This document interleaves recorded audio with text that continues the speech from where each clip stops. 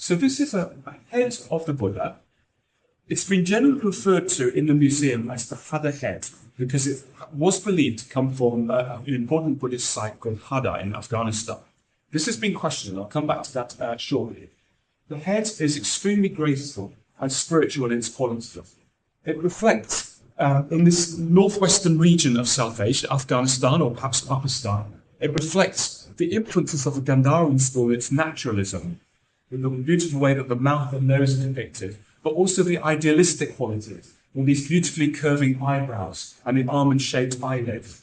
But the spiritual and gentle quality can probably be attributed to the influence of the Gupta dynasty in India, where from around 320 CE, a new style was developed in which the introspective spiritual qualities of the Buddha were really, really developed and expressed in an extraordinary way. I think that this is an example of the ways that those spiritual qualities come to life through the hands of the sculptor.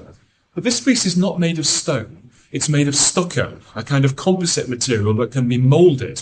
And in fact, technical examination of this piece has shown the way that the stucco is built up in a number of layers, starting inside with quite rough core material, built up with layer after layer of finer and finer material, until the final, if you like, skin layer of extremely fine stucco. Very, very beautifully done. But of course it has another feature, which is the polychromy, which shows that images like this would have been originally polychromed. So if you look at the lips, you can see the red colour. Even in the beautiful Trivani folds of the neck, the red lines, there are traces of red in the ears, and little fragments of black even in the neck. So very interesting traces of ancient pigment that has survived from this piece, which dates probably to around the 4th or 5th century CE, so reflecting those dynasty influence. It has certain attributes that we always see in images of the Buddha. In particular, we have the Barnard in the center of the forehead, the little wall of hair in the center, which also signifies the Buddha's exceptional spiritual insight. And of course, the Ushnisha, the raised mound on the top of the head inside his hair knot, signifying his exceptional wisdom. And in addition, the long, elongated earlobes, which are believed to reflect the fact that the Buddha in his days as a prince, before his renunciation of comfortable worldly life, his earlobes would have been stretched by the weight of the earrings that he would have worn. So very common feature of the Buddha. What's a little more unusual is the fact that this head is at this very graceful angle. So usually when we see large, iconic images of the Buddha, they're shown standing upright. But occasionally you see ones where the head is at an angle.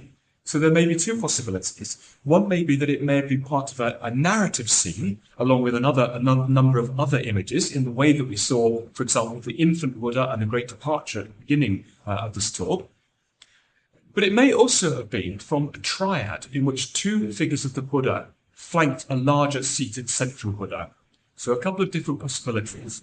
Now, I mentioned that with this image, it's been always referred to as the Hada head because it's thought to have come from a site in Afghanistan, which was excavated by the French archaeologist Barnard in the late 1920s.